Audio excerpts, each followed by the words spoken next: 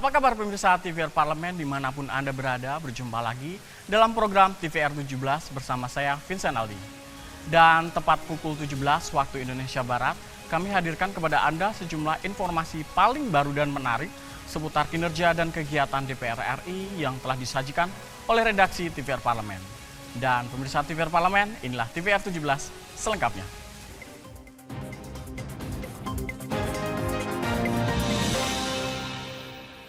Ketua Badan Kerjasama Antar Parlemen DPR RI, Fadlizon, mendorong pelaksanaan sidang AIPA ke-44 berperan aktif dalam mewujudkan perdamaian di kawasan ASEAN, khususnya penyelesaian konflik Myanmar.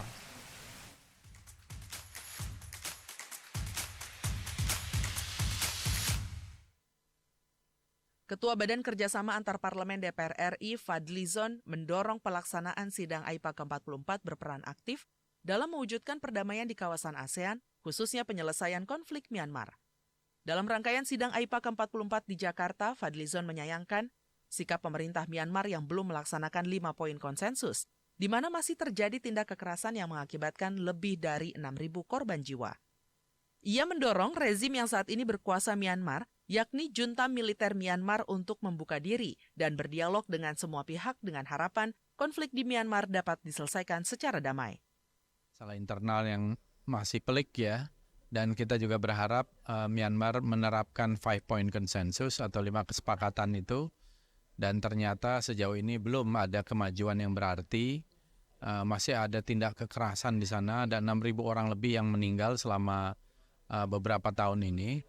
Nah, kita ingin konflik ini diselesaikan dengan cara damai, dan kita berharap rezim yang berkuasa di Myanmar itu bisa membuka dialog yang inklusif dengan semua pihak, dan juga sesuai dengan 5 point consensus itu ada akses kemanusiaan, penghentian kekerasan, ada special envoy yang melihat langsung kondisi di lapangan dan sebagainya. Jadi Indonesia, DPR RI ya, melalui BKSAP, kita juga Lebih lanjut, Fadlizon menyampaikan dalam sidang umum AIPA ke-44, BKSAP DPR RI akan menyampaikan 6 draft resolusi. Salah satunya adalah menciptakan perdamaian berkelanjutan di Myanmar. Helmi dan Rangga, TVR Parlemen, melaporkan.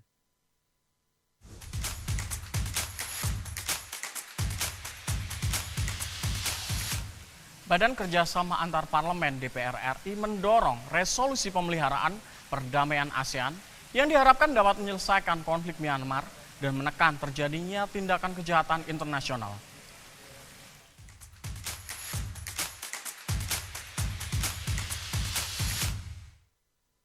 Delegasi Indonesia menyuarakan resolusi terkait isu pemeliharaan keamanan, perdamaian, serta kestabilitasan wilayah melalui dialog dan kerjasama antar negara di kawasan ASEAN. Dalam rapat Committee on Political Matters, anggota Badan Kerjasama Antar Parlemen DPR RI, Syahrul Aidi Mazat mengatakan, persoalan perubahan iklim, kasus perdagangan orang, narkotika, juga menjadi perhatian negara di kawasan ASEAN. Menurutnya perlu ada kerjasama antar negara dalam mewujudkan stabilitas keamanan, sehingga perekonomian negara ASEAN bertumbuh dengan baik. Sebelumnya ada beberapa isu, diantaranya adalah isu keamanan, radikalisme, kemudian terorisme, yang isu ini resolusi ini disponsori oleh Malaysia. Kita tadi menawarkan agar Indonesia menjadi co-sponsor juga, dan juga beberapa negara menawarkan menjadi co-sponsor. Nampaknya isu ini menjadi isu yang sangat menjadi perhatian tentunya. Karena bagaimanapun terorisme dan radikalisme akan mengganggu pembangunan, ekonomi, kesehatan, dan seterusnya.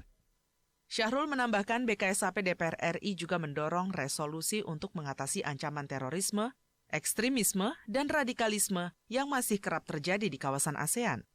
Ia berharap komitmen tinggi dari seluruh negara di kawasan ASEAN mampu menyelesaikan konflik Myanmar dan menekan terjadinya tindakan kejahatan internasional. Tim Liputan TVR Parlemen melaporkan.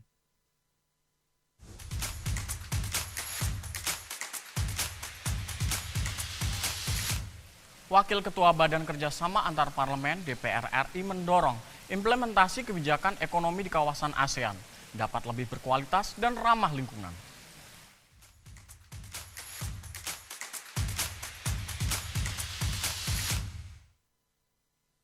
Wakil Ketua Badan Kerjasama Antar Parlemen DPR RI mendorong implementasi kebijakan ekonomi di kawasan ASEAN dapat lebih berkualitas dan ramah lingkungan. Usai memimpin pertemuan dalam agenda Standing Committee Meeting Social Matters, Wakil Ketua BKSAP DPR RI Sukamta mengajak seluruh anggota AIPA mendukung pengembangan green economy dan tidak abai terhadap isu lingkungan. Ia mendorong kebijakan eksplorasi lingkungan dapat dilakukan dengan seimbang.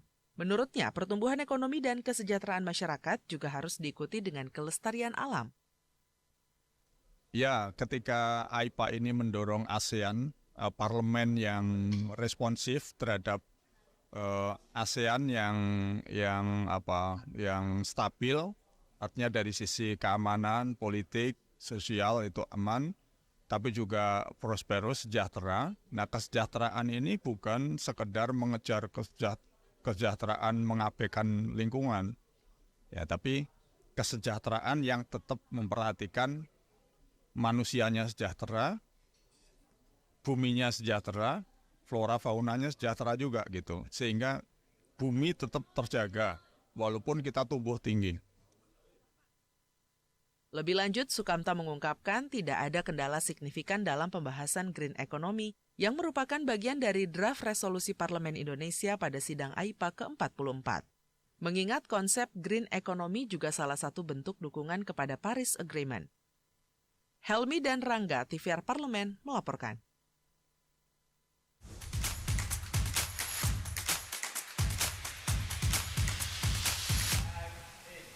Ketua DPR RI Dr. Honoris Causa Puan Maharani membuka acara Sidang Umum ke-44 ASEAN Interparliamentary Assembly atau AIPA yang bertemakan Responsive Parliament for a Stable and Prosperous ASEAN.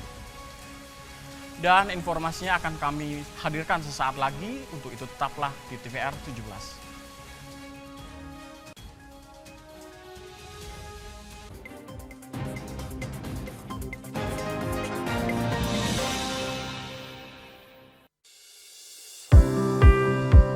Mengenal tugas dan fungsi DPR RI.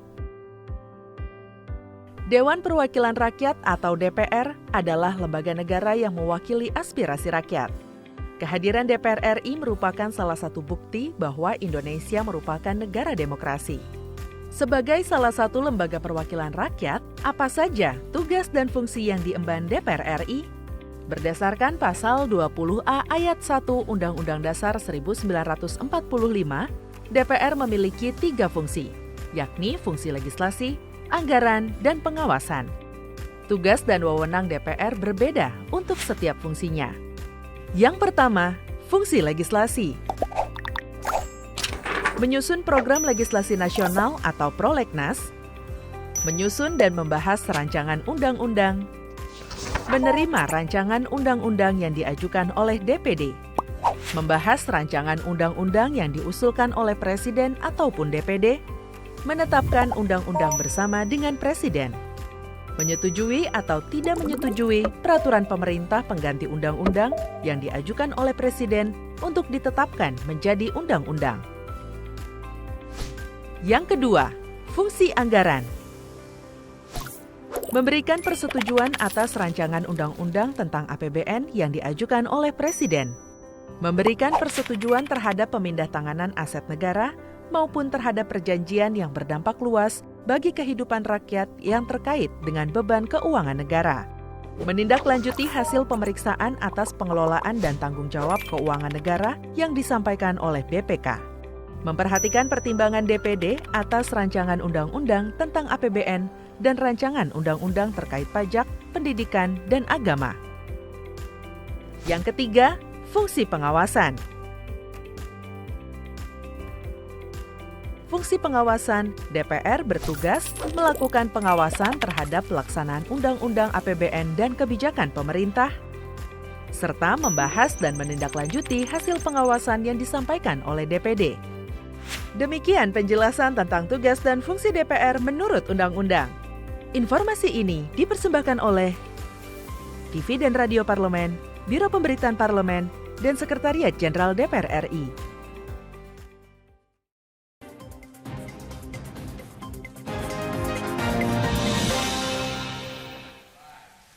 Kembali di TVR 17, sidang umum AIPA ke-44 dihadiri oleh 9 parlemen dari seluruh negara anggota AIPA, kecuali Myanmar.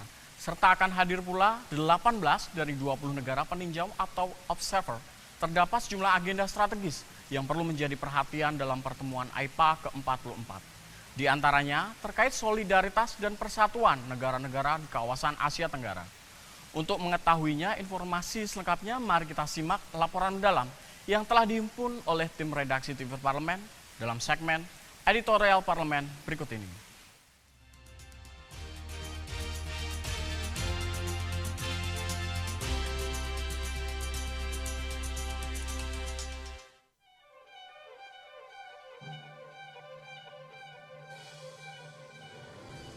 Sidang Umum ASEAN Interparliamentary Assembly ke-44 yang digelar di Jakarta telah resmi dibuka. Ketua DPR RI sekaligus Presiden AIPA ke-44, Puan Maharani, mengajak parlemen anggota AIPA untuk lebih solid dengan mencari persamaan di antara negara-negara ASEAN dan berupaya memperkecil perbedaan. Sidang umum AIPA ke-44 sudah dimulai sejak tanggal 5 Agustus 2023 dan secara resmi dibuka Senin 7 Agustus 2023 oleh Presiden Joko Widodo di Hotel Fairmont, Senayan, Jakarta Pusat. Pembukaan sidang umum AIPA ke-44 dimeriahkan oleh pertunjukan seni dan budaya, termasuk tari-tarian tradisional. Event bergengsi di ASEAN ini dibuka dengan ditandai pemencatan tombol oleh Presiden Jokowi, Ketua DPR Puan Maharani, dan Sekjen AIPA Siti Rozai Merianti Dato Haji Abdul Rahman. Sebagai tuan rumah, DPR RI mengusung tema Responsive Parliaments for a Stable and Prosperous dalam sidang umum AIPA ke-44. Total delegasi yang hadir sebanyak 605 orang terdiri dari ketua dan anggota delegasi anggota AIPA. Kecuali Myanmar, Sekretaris Jenderal AIPA, 18 negara observer dan tamu, serta 10 organisasi internasional. Dalam sidang umum AIPA ke-44 ini akan dibahas sejumlah isu strategis bersama Komisi Politik, Komisi Ekonomi, Komisi Sosial, Komisi Organisasi, Komisi Perempuan, serta Komisi Pemuda. Puan Maharani menekankan dinamika perkembangan geopolitik di masa depan akan semakin kompleks dan menimbulkan berbagai keadaan normal baru. Untuk menghadapi hal ini, ia mengajak negara-negara ASEAN untuk lebih solid dan bersatu. Kerjasama antar negara akan sangat membantu apabila kerjasama tersebut dapat memberikan manfaat nyata. Sidang umum AIPA ke-44 menjadi kesempatan bagi parlemen di Asia Tenggara untuk dapat memperkuat komitmen dalam merespon berbagai tantangan dan permasalahan global dan regional. AIPA sebagai stakeholder yang mewakili perspektif rakyat yang diwakili akan berorientasi pada aspirasi rakyat dalam merespon berbagai tantangan serta permasalahan global dan regional. Aspirasi rakyat adalah mengenai pemenuhan hidup yang aman, tentram, sejahtera, sehat, berkeadapan, dan bersahabat. Hal ini sejalan dengan tema sidang umum AIPA ke-44, yaitu Responsive Parliament for a Stable and Prosperous ASEAN, yang merupakan komitmen kita bersama dalam ikut menciptakan perdamaian dan kesejahteraan di Asia Tenggara. AIPA harus dapat menemukan titik temu komitmen bersama di tengah perbedaan antar negara AIPA. Presiden Republik Indonesia Joko Widodo menekankan pentingnya stabilitas kawasan dan perdamaian dapat menjadi perhatian serius bagi seluruh negara anggota ASEAN. Ia berharap ke depan ASEAN dapat menjadi pusat perekonomian dunia melalui komitmen persatuan negara-negara ASEAN. Jika ASEAN solid, maka ASEAN dapat memainkan peran sentralnya dan ASEAN dapat terus relevan. Kita harus bersama-sama memperjuangkan kesejahteraan rakyat kita, kesejahteraan yang berkeadilan, dan bersyukur pertumbuhan ekonomi ASEAN tetap stabil. Oleh OECD, Asia Tenggara dianggap sebagai Salah satu Sidang umum AIPA juga turut menghadirkan agenda bersama parlemen negara-negara observer. Dialog antar anggota AIPA dengan negara observer dapat menjembatani dan membangun hubungan yang potensial dalam mengembangkan preventif diplomasi. Sidang umum AIPA ke-44 nantinya akan menghasilkan rekomendasi-rekomendasi yang mendukung tema dan sinergi antara pemerintah dan parlemen negara-negara ASEAN. Di akhir rangkaian sidang, negara anggota AIPA akan menyetujui komunike bersama atau joint communique yang memuat komitmen kuat parlemen untuk menjadi bagian dari solusi terhadap berbagai permasalahan global dan regional.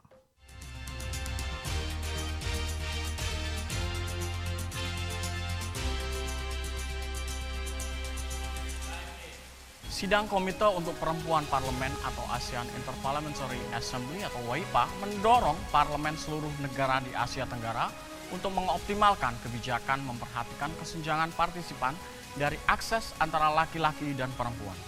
Saksikan informasi selengkapnya, untuk itu jangan kemana-mana, tetaplah bersama kami di TVR 17.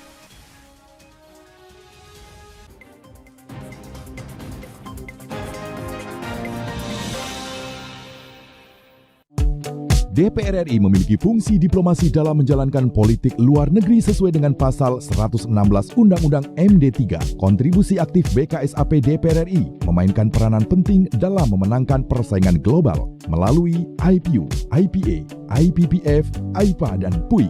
BKSAP memiliki komitmen yang tinggi dalam krisis kemanusiaan dunia. Fungsi diplomasi dijalankan untuk mendukung upaya pemerintah dalam melaksanakan politik luar negeri.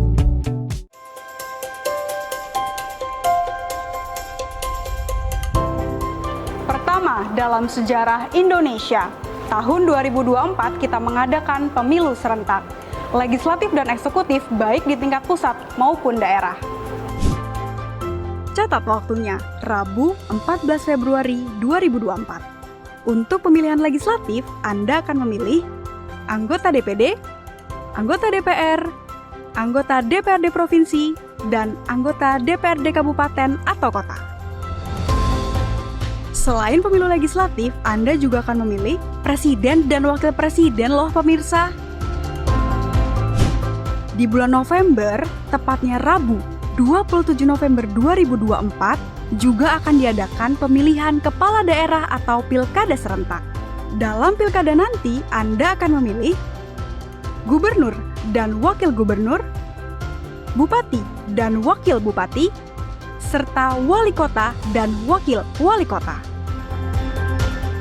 Nah, pemirsa sudah tahu kan waktunya? Kini saatnya Anda untuk mempersiapkan diri. Kenali calon-calon wakil rakyat dan pemimpin Anda dengan baik.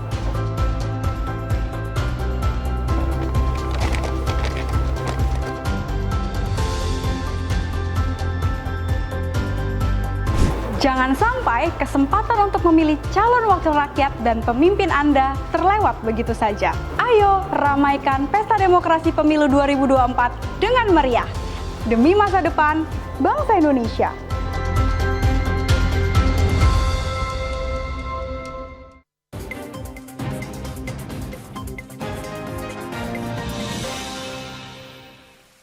Kembali di TVR 17 pemirsa, sidang Komite untuk Perempuan Parlemen ASEAN Interparliamentary Assembly atau WAIPA mendorong parlemen seluruh negara di Asia Tenggara untuk responsif gender atau mengoptimalkan kebijakan yang memperhatikan kesenjangan partisipasi dan akses antara perempuan dan laki-laki. Dan anggota BKSAP DPR RI Himmatul Aliyah mengungkapkan terdapat beberapa negara yang masih belum memenuhi afirmasi action sebesar 30% untuk keterwakilan perempuan dalam parlemen. Himmatul mendorong ke depan keterwakilan perempuan dapat diperkuat di beberapa bidang, diantaranya sosial, politik, dan ekonomi. Dan untuk lebih mengetahui secara lengkapnya pemirsa, mari kita simak liputan rekan kami Nazia Sudirja.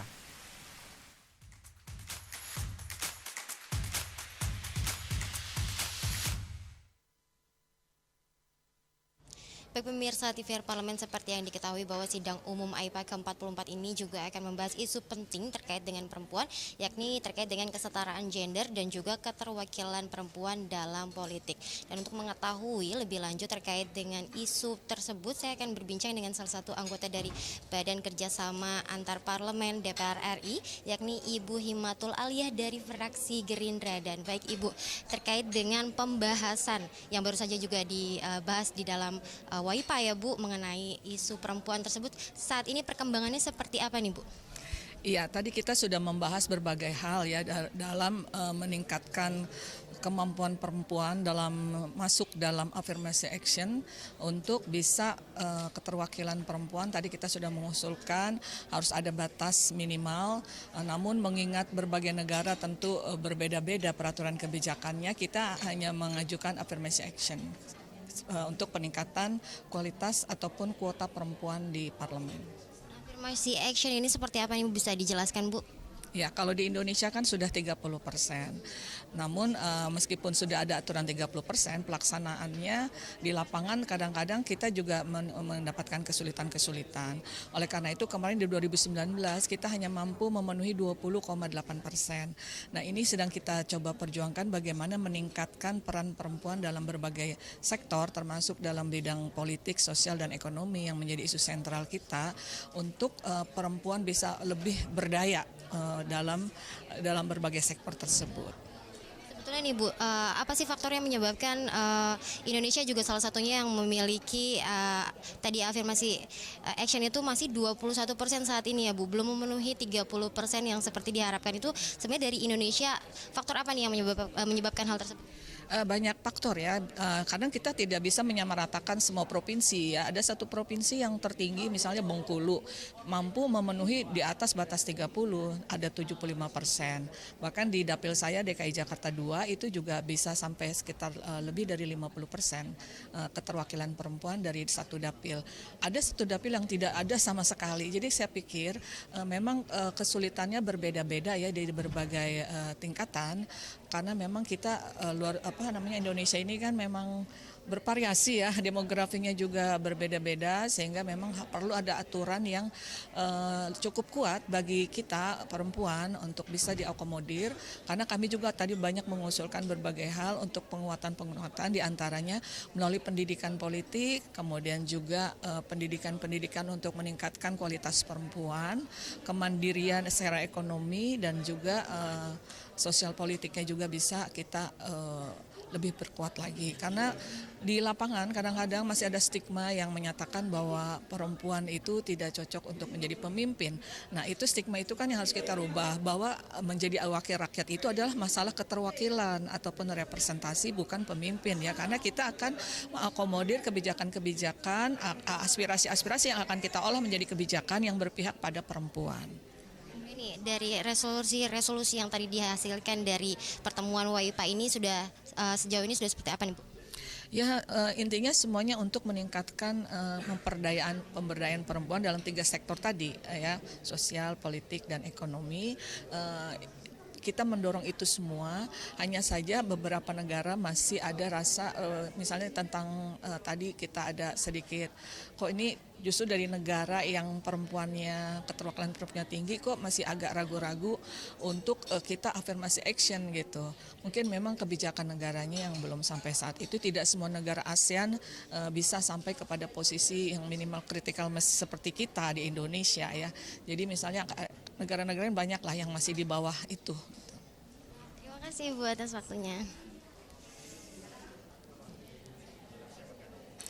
Baik pemirsa TVR Parlemen, itu laporan saya terkait dengan atau bincang-bincang saya dengan Ibu Himatul Aliyah terkait dengan keterwakilan perempuan dalam politik dan juga mengenai kesetaraan gender. Dan tadi juga Ibu Himatul Aliyah juga menyampaikan bahwa terdapat beberapa kendala, seperti beberapa negara masih ragu dalam menentukan afirmasi action yang disebutkan 30%, mungkin karena kebijakan dari negaranya yang tidak memungkinkan untuk dapat mencapai 30% tersebut.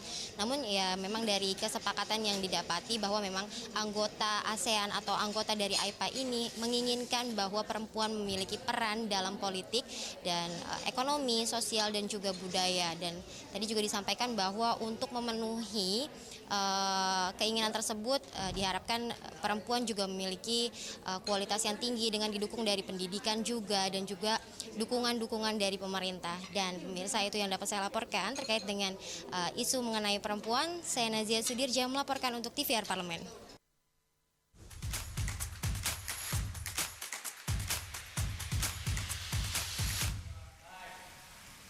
Selanjutnya pemirsa, apa saja yang menjadi topik perbincangan di media online pada hari ini? Usai jeda, tetaplah di TVR 17.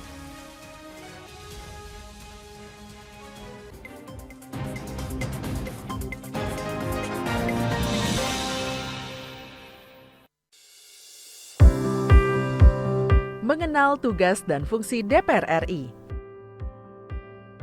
Dewan Perwakilan Rakyat atau DPR adalah lembaga negara yang mewakili aspirasi rakyat. Kehadiran DPR RI merupakan salah satu bukti bahwa Indonesia merupakan negara demokrasi. Sebagai salah satu lembaga perwakilan rakyat, apa saja tugas dan fungsi yang diemban DPR RI? Berdasarkan pasal 20A ayat 1 Undang-Undang Dasar 1945, DPR memiliki 3 fungsi, yakni fungsi legislasi, anggaran, dan pengawasan.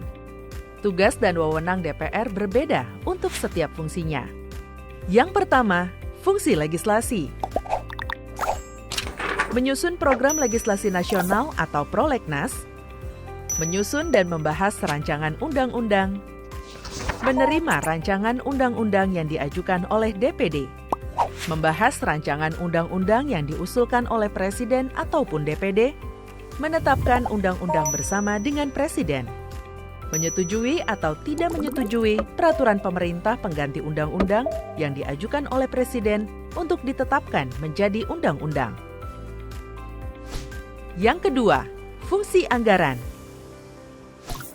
Memberikan persetujuan atas rancangan undang-undang tentang APBN yang diajukan oleh Presiden. Memberikan persetujuan terhadap pemindahtanganan aset negara maupun terhadap perjanjian yang berdampak luas bagi kehidupan rakyat yang terkait dengan beban keuangan negara. Menindaklanjuti hasil pemeriksaan atas pengelolaan dan tanggung jawab keuangan negara yang disampaikan oleh BPK. Memperhatikan pertimbangan DPD atas rancangan undang-undang tentang APBN dan rancangan undang-undang terkait pajak, pendidikan, dan agama. Yang ketiga, fungsi pengawasan. Fungsi pengawasan, DPR bertugas melakukan pengawasan terhadap pelaksanaan Undang-Undang APBN dan kebijakan pemerintah, serta membahas dan menindaklanjuti hasil pengawasan yang disampaikan oleh DPD. Demikian penjelasan tentang tugas dan fungsi DPR menurut Undang-Undang. Informasi ini dipersembahkan oleh TV dan Radio Parlemen, Biro Pemberitaan Parlemen, dan Sekretariat Jenderal DPR RI.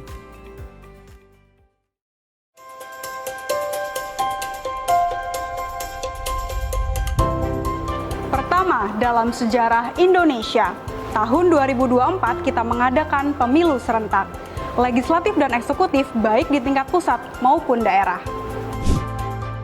Catat waktunya, Rabu 14 Februari 2024. Untuk pemilihan legislatif, Anda akan memilih anggota DPD, anggota DPR, anggota DPRD Provinsi, dan anggota DPRD Kabupaten atau Kota. Selain pemilu legislatif, Anda juga akan memilih presiden dan wakil presiden loh pemirsa. Di bulan November, tepatnya Rabu 27 November 2024, juga akan diadakan pemilihan kepala daerah atau pilkada serentak. Dalam pilkada nanti, Anda akan memilih gubernur dan wakil gubernur, bupati dan wakil bupati, serta wali kota dan wakil wali kota. Nah, pemirsa sudah tahu kan waktunya? Kini saatnya Anda untuk mempersiapkan diri. Kenali calon-calon wakil rakyat dan pemimpin Anda dengan baik.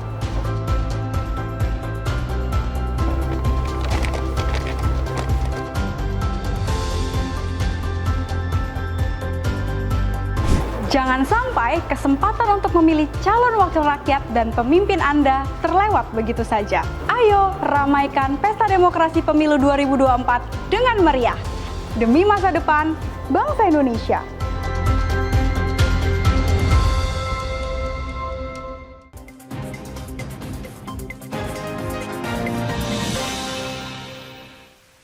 Kembali di TVR 17 pemirsa, dan kali ini kita akan masuk ke segmen media nasional. Dan mari kita simak apa saja yang menjadi sorotan di media serta tanggapan dari sejumlah anggota Dewan.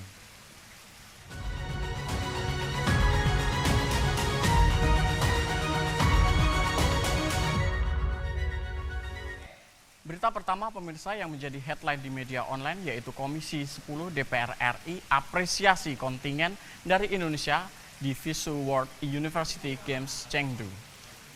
Dan seperti yang dapat pemirsa saksikan di layar kaca Anda pemirsa, ada beberapa media yang mengangkat mengenai Ketua Komisi 10 DPR RI, Syaiful Huda, mengapresiasi kontingen Indonesia yang mencatatkan rekor di FISU World University Games Chengdu dengan meraih 7 medali yang menjadi capaian tertinggi sepanjang partisipasi di kejuaraan yang berlangsung sejak 8 Juli hingga 8 Agustus di Chengdu, China. Dan Syaiful Huda juga menggarisbawahi agar Kemendikbudristek mengalokasikan anggaran lebih banyak guna pembinaan atlet di tingkat pendidikan serta menyiapkan kompetisi olahraga di berbagai jenjang secara serius agar para pelajar dan mahasiswa punya pengalaman bertanding yang cukup. Dan Kemendikbudristek juga diminta bekerja sama dengan Lembaga Pengelola Dana Pendidikan atau LPDP untuk menyediakan beasiswa khusus yang berbasis prestasi olahraga. Tujuannya yaitu talenta olahraga bisa kuliah di perguruan tinggi yang dimiliki keahlian dalam membina atlet di cabang olahraga tertentu. Dan perguruan tinggi ini bisa di Indonesia dan boleh juga di luar negeri. Dan kita akan beralih pemirsa ke berita yang selanjutnya. Kita lihat ada beberapa media-media yang menyoroti mengenai sidang umum ke-44 AIPA resmi dibuka dan Puan Maharani ajak negara ASEAN bersatu. Ketua DPR RI Dr. Honoris Causa Puan Maharani menyerukan pesan solidaritas dan persatuan negara-negara di Asia Tenggara dalam sidang umum ke-44 ASEAN Interparliamentary Assembly atau AIPA pada sidang pidato pembukaan sidang umum AIPA ke-44 pada Senin 7 Agustus 2023. Dan Puan berpesan apa harus dapat menemukan titik dalam temu komitmen bersama di tengah perbedaan antara negara AIPA. Sidang umum ke-44 AIPA juga dinilai perlu mendukung ASEAN Unity dan Centrality di tengah berbagai tantangan dan permasalahan dunia. Karena itu pemirsa, Majelis Umum ke-44 menjadi kesempatan bagi parlemen di Asia Tenggara untuk dapat memperkuat komitmen dan merespon berbagai tantangan dan permasalahan global dan regional. Dan Puan sendiri juga menegaskan pemirsa bahwa AIPA akan terus melanjutkan, memperkuat dan mempertajam komitmen yang diperlukan untuk menjaga dan memastikan kawasan Asia Tenggara yang kondusif, damai, stabil dan sejahtera sejalan dengan tema Majelis Umum AIPA ke-44 yaitu Responsive Parliaments for a Stable and Prosperous ASEAN. Dan itu tadi pemirsa headline di media online pada hari ini terkait Komisi 10 DPR RI apresiasi kontingen di Indonesia di FISU World University Games Chengdu serta sidang umum ke-44 dan yang resmi dibuka oleh Puan Maharani yang mengajak negara ASEAN untuk bersatu.